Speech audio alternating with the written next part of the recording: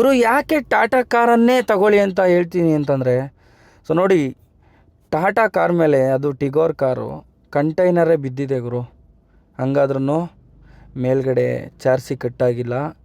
So at least ಒಂದು 90% ಆದರೂ ಇರುತ್ತಲ್ವ ಟಾಟಾ ಕಾರ್ ತೊಗೊಂಡ್ರೆ. ಸೊ ನಾನು ಹೇಳೋದಿಷ್ಟೇ ನಿಮಗೆ, 100% ಅದು ನಮ್ಮ ಜೀವ ಕಾಪಾಡಲಿಲ್ಲ ಅಂದ್ರೂ 90% ಆದ್ರೂ ಚಾನ್ಸಸ್ ಇರುತ್ತೆ. ಅದೇ ನೀವು ಇನ್ನೂ ಬೇರೆ ಕೆಲವೊಂದು ಕಾರ್ಗಳು ನೋಡ್ತೀರಾ ಅಂತಂದರೆ 50% ಚಾನ್ಸಸ್ ಇರುತ್ತೆ. ಇನ್ನೂ ಕೆಲವೊಂದು ಕಾರ್ ನೋಡ್ತೀರಾ ಅಂದರೆ 30% ಇರುತ್ತೆ.